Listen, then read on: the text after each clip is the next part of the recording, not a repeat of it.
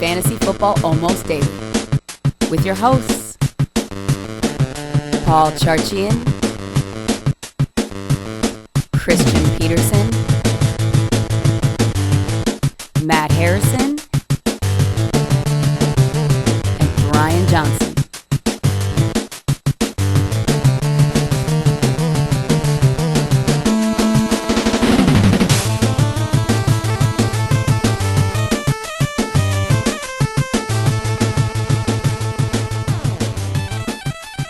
Tuesday, welcome to a free agent edition of Fantasy Football Almost Weekly. I'm Paul Charchian, my co-host Brian. Almost weekly? Almost daily, which is a combination of Fantasy Football Day. It's not summertime yet. No, that's when we're almost that weekly. is summertime, isn't it? Wow. Brian Johnson, Matt Harrison. I've been waiting for you to say Fantasy Football Almost Daily on the radio show for like 2 or 3 years, and you haven't done it yet. I haven't yet. That's amazing. And I haven't at the called 7 a.m. shows. Better knock on wood. I'm tired. I haven't called it Video Games Weekly either, not in a long time. I have made that blunder a few times, though. It's Tuesday. We're talking free agents, and most of the past, month or so, we've been like, it's a terrible week for free agents. Go save your money. Not this week. Tons of guys to talk about. Lots of excitement. I'm going to save the quarterbacks for last because it's the least interesting position out of the whole group. Tons of running backs to talk about. I want to start here because I think the most interesting story is Alfred Morris on rolling the dice on what may or may not happen with Ezekiel Elliott. We can't know for sure how the wheels of justice at the NFL may turn, but we know he's already been cleared by his local police. His agent put out a release saying, we provided mounds of data that showed that this was all BS. The police looked into it. There was no case to be had. But the NFL does not need to have any corroboration with actual police before they make their own decision. And they're under great scrutiny after screwing up the Josh Brown thing. They're their own law enforcement agency, really. They are. They answer to nobody. And it's not widely known that Zeke could be suspended. I posted the article, and some guy on Twitter is like, "What are you talking about, Zeke suspension?" I'm like, well, here's the link. And he's like, oh. So that's what this link is?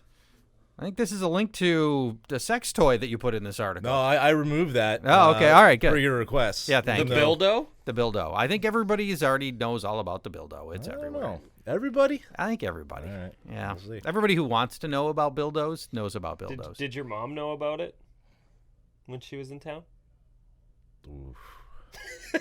Alfred Morris's ownership, I think at the time of the drafts, I think his ownership was probably 80-90%. But over the course of half a season, bye weeks, he's been dropped in most leagues. Yeah, even so people now that Alfred own Morris Zeke is were available. Probably dropping him. Yeah, after a while, I've got Zeke in one league, and I'm not unhandcuffing those two. So it's so dangerous. Yeah. So let me ask you this: if you're a Zeke owner, how much are you paying for Alfred Morris right now? And then we'll do the non-Zeke owners. 50%. 50%. I think that's about right. Yeah. Just if he is suspended, I mean, Alf is 100% for everyone. So if you're the Zeke owner, man, 60%. I might bump it. So we're talking about budgets now. We're talking about people who likely have maybe $40 of their 100 original. So you're talking about maybe $20 on the free agent blind bidding. Well, everybody's different, right? Yeah. There are guys. I got guys in my league who have 90% of their cap left right now, and I got others who have like $2. Yeah. So every league's different. It's really difficult. Like it totally depends on where you're sitting in with free agent money as well. I don't want to blow $50 if I have 58 left on Alfred Morris right now, even if I'm the Zeke owner. Yeah, we're talking about your remaining cap. Yeah. Yeah, and although it's relative, some people's remaining cap is still a lot of money. Yeah. But we're generally talking about that. So you gave us a numeric answer. You gave a workaround. What is if you owned Zeke, what are you paying on Alfred Morris? In a $100 cap league, maybe $20. All right, so you don't feel like the handcuff's that important? No, I've never been a handcuff guy though. Well, yeah, and there's a good case to be made for just, I don't play the handcuff game. I'd rather have guys who can actually help my team. And that's totally valid. The handcuff game handcuffs you from making good trades in a lot of situations. You basically are tied with 2 roster spots to one guy, and I think it hinders some good trading aspects. All right, so if you don't have Zeke, what are you looking at? What did I say? You said 50 to 60. No, on the article, on your article up at League Safe Post, you said 30 to 40%. I'm leaning more towards the 30 30 side of that. I mean, what would Zeke get? 2 games if he's suspended? Up to 6 seems to be the consensus, that it could go as high as 6 games. Man. If he missed 6 games, Alfred Morris. That's the season. Alfred Morris turns into this year's David Johnson.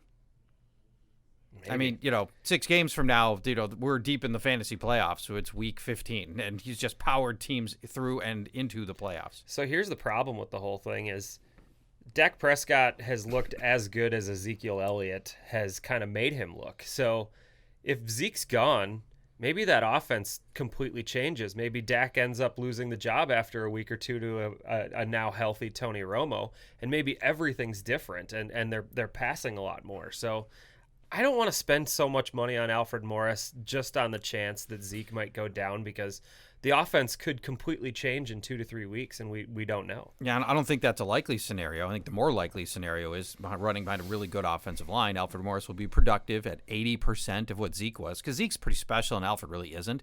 But he'll take what that offensive line gives him, and that's going to be pretty good numbers. There were a lot of running backs last season that were running behind a really good offensive line in Dallas that didn't amount to anything. So, well, actually, Darren McFadden was tragically plausible in fantasy. I mean, Darren McFadden that Matt bet us would have more carries than Ezekiel Elliott this year. Yeah, yes, that's right. Exactly. You can pay that one off now. Yeah. Thank you very much. All right, let's move on. It's a lot of time on one guy. Let's spend some time on Darren Sproles, your favorite pickup of the week, and you and I feel very differently about. Here we go. Thanks. Thank you. There we go. Thank you. You want a down payment on the DeMarco Murray $1 bet? IRS unreported income. $1 right here, baby. Darren Sproles, you've got how much are you recommending for blind bidding on Darren Sproles in the article? If you right need now? a running back, I think you go 50 to 60%. Why not? I'll give you plenty of reasons why not. Ryan Matthews is bad.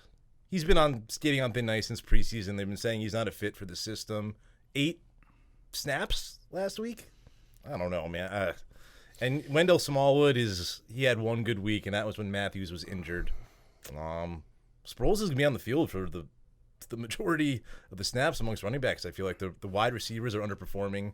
He's averaging almost 4.5 yards per carry, can catch the ball. PPR formats, he's definitely a better ad, but I don't know. I mean, he could be the starter moving forward. And say you own Spencer Ware, took a flyer on Jamal Charles, you own Ezekiel Elliott, maybe he goes down. I don't know. There's not a lot of starting running backs out there, and Sproles might be one moving forward. So yeah, he's no workhorse. We got 12-ish years of data. What's he been in the league? 12, 14 years, something like that, of data that says he's not a workhorse back. Yeah, he just, he had 20 touches last week, but we all know that that's fluky, and this is an offense that changes running backs all the time and uses them in all different ways. And I think you're only guaranteed with Sproles something like the 4 or 5 receptions that he gets virtually every game. I think the way that the Eagles are playing offense this year, avoiding that entire offense altogether, right. you're winning if you're just avoiding the Eagles altogether. I'm with you. I'm not touching this, and especially not your dollar amount. Darren Sproles to me on the waiver wire is 10-15%, and only in PPR leagues. I mean, he's only available in less than half. So if he's available, he'll go for more than that. So that is basically avoiding it, I think. All right, you know who is available? Tim Hightower is available in just about every league, and he's got San Francisco coming up, and they're 5.1 yards per carry allowed. This is the worst run defense in the NFL, and may end up being, they're on pace to be the worst run defense of all time. Tim Hightower, even if they go to the shared backfield that Sean Payton says they're going to use with Mark Ingram, he could be an RB1 this week. Oh, yeah. Did Tim Hightower spend any time in San Francisco? No. Arizona. It's been a long, storied career for Tim Hightower, I know. But, yeah, it's definitely a good matchup for him this week. But could Mark Ingram factor in? Well, I think he will. I think Ingram's going to get back on the field in some capacity. They tried to give Hightower a bunch of goal line carries last week, and they all failed miserably. Because the one thing with that offense doesn't do is give the ball to Mark Ingram near the stripe under any circumstance, it seems. So they tried Hightower. That didn't work. But, again, this is a great matchup. All right, what are you bidding on Tim Hightower? Again, if you're the Ingram owner, you got a bit higher. Ingram owner, 40-50%. Or you just drop Ingram. I don't know that you can drop him either. Sabotage drop Ingram. Yeah, you might sabotage drop him. So These are all Give me a percentage. I want a probably number. won't bid anything on Tim Hightower because I feel it's a 1 week take a chance on me style thing. If you need him for this week and this week alone, sure, couple bucks here or there. But I don't see long lasting value in Tim Hightower unless Mark Ingram is out of the picture. I think that's the most likely scenario, is that we're in some kind of a goofy shared backfield deal. Although we saw Tim Hightower, they're going in opposite directions. They're trending in opposite directions for the moment. We were saying that about Jordan Howard 2 days ago. Well, Hightower was a beast last year at the end of the year when Ingram got hurt. So if he gets that opportunity, I don't see why he can't do that again in a high-powered But offense. Ingram's not hurt. He's not hurt, but It's he's the wrinkle in looking all this. very bad. He might as well be hurt. I think if you're an Ingram owner and you're counting on him as a RB2 or a flex player, you got to go get Hightower. I mean, because if he goes down and you're down a running back. You're recommending a 50 to 60% budget on Hightower in your article. I thought I edited that to 40 to 50. You may have. Maybe I've got But still. an earlier version. That's still super aggressive. This is the time you're going to sit around and twiddle your thumbs. You might not spend your money at all. I mean, But I got can't a lot take of it with options you. this week. Yeah. I can't take it with me. I got a lot of options this week, including Charcandrick West. Right now, We're talking. I think you can flat out drop Jamal Charles. Just give up on Charles. Yeah. You don't go fly to Atlanta to see Dr. James Andrews because you've got pink eye. You do it because your knee is not coming around the way it's supposed to. I don't see a scenario where he is a bell cow runner for the Chiefs this year and maybe never again. Maybe never again.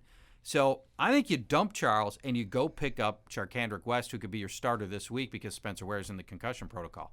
Yeah, that's one that actually interests me a little bit. Why does this one interest you more? Well, if Spencer Ware's concussion lingers a little bit and he's out 2-3 weeks, then you have a running back who's available as a starter because there's nobody else there. Niall Davis is gone to the Packers and now on the street again. Yeah. And so Charcandrick West could actually be a starting running back, and he has for been how long? before.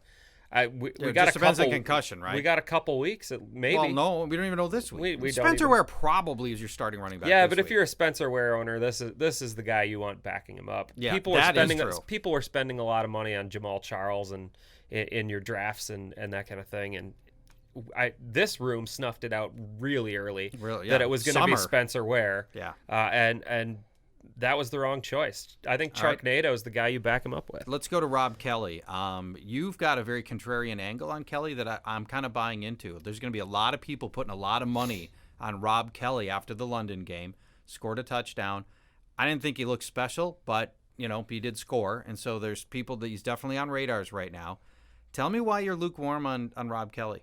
Well, you can't use him this week. He's on a bye. He's on a bye this week. That could give Matt Jones time to get out of the doghouse. Excuse me. And their schedule's awful afterwards from a running back's Minnesota, perspective. Green Bay, Dallas, Arizona, Philadelphia. Those are not plus starts in any of them. No, and well, Washington's- Minnesota might be at this point. Well, you got to give the Vikings a little more credit at home, I would think. This is good home field advantage. I don't know if that's a home game or a road game for Washington. That is a home game for Washington. Yeah. Okay, well, that helps them a little bit. But Washington's a throw-first team. We all know that. And they're incredibly inefficient in the red zone, throwing or running. Kelley did score last week from the goal line, but I still think they're not going to give up on Jones entirely unless he continues to fumble, which is very well a chance. But I think people are just going to overpay. And once you get Kelley on roster, you're going to look at your matchup every week moving forward and be like, "Ugh, this isn't a good matchup. I don't know if I want to play him." Let's go to the wide receiver position. J.J. Nelson's going to be a hot target. Your new starting receiver. Michael Floyd's been injured, inconsistent, and now demoted. J.J. Nelson is fast. His combine was a 4.28 40. That doesn't even seem real. That doesn't seem real. I mean, that's Olympic, track star level speed. Was targeted 19 times the last 2 weeks and ended up with 2 touchdowns last week. Pause a little bit and talk about the brilliant take a chance on me call of J.J. Nelson last week for this guy right here. Absolutely. You've been on fire. You lately. guys You've been have had on some fire. good calls too. Well, we all nailed actually, receiver. Actually, we all hammered our take-homes last week. C.J. Fiedorowicz. C.J. There we go. Fedorowicz. That's right. I got Mohamed Sanu in. I got Dak Prescott with 3 touchdowns in. That was we had a good week. Yeah, we are good. We're so good. J.J. Nelson. He so never back to had J.J. an opportunity. Sorry to interrupt. J.J. Nelson. He's never had a chance to play, and when he has, he's had 3 games with 6+ targets, and he's pretty much gone off in every one. So moving forward. I mean, given the opportunities, he could be a wide receiver 2 possibly. Right. He could jump over John Brown. He might have already. I think he already is. Yeah, Right now, I'd rather him than John Brown. It's Fitz and Nelson, so yeah. He's All a right. great ad. Let's go to the tight end. You mentioned C.J. Fiedorowicz. Is this a long-term play or is this a 1-week wonder?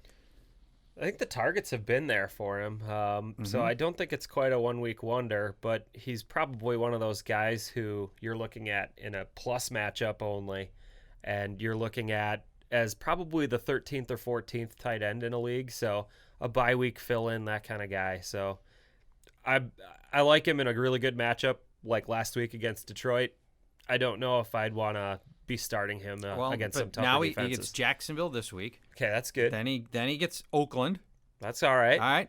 San Diego. I just happened to look up their tight end stats. They're middle of the pack tight end. Green Bay, Indianapolis, Jacksonville. That's pretty easy run for C.J. Fiedorowicz. I think they're on bye this week. I think they are on bye. They're on bye this week, so you can't use them right away. But over the last 4 weeks, he has been a tight end 1. The problem is there's a couple other tight ends, Ryan Griffin and some other dude that are stealing some targets. But tight ends the offense runs through the tight ends in Houston because Brock Osweiler can't throw downfield very accurately. But I like Fiedorowicz moving forward. Be a good situation if you could identify that schedule with Fiedorowicz and go, okay, I'm going to grab C.J. Fiedorowicz, and if I have a more lucrative tight end on my roster, try to trade that to upgrade somewhere else.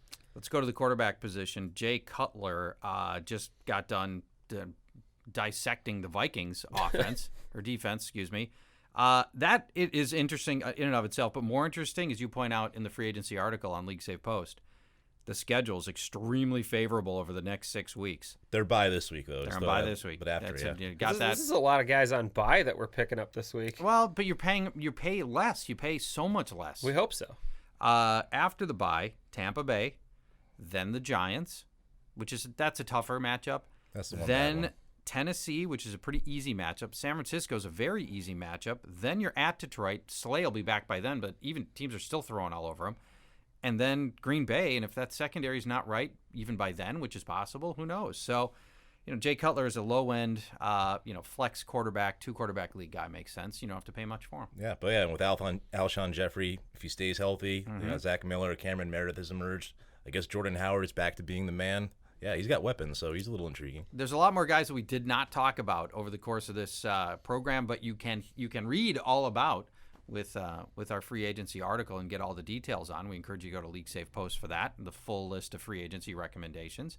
Tomorrow we'll be back in the panic room. Oh, I think who's up? It's me. It's you. You're up. I'm relegated. I'm a little scared this time. The panic level is rising as we get nearer. That could be because you're a Viking fan. Panic level's awfully just high here right in Minnesota. Maybe that's part of it. It's not CP's birthday tomorrow, at least, so you don't have to deal with that's it. right. That's right. No birthday bonus. But it's the right. 1 week anniversary of CP's birthday. 1 week. That's right. That might count for a little extra love. It could. I hope not. I hope you can be fair about this, Charch. I'm not. I'll do my best to be objective, and it may or may not work. Thank you for joining us. So back tomorrow for the Panic Room. Stay tuned to that. You can follow us on Twitter at Explosive Output, at BTXJ, and at Paul Charchian. We'll see you tomorrow.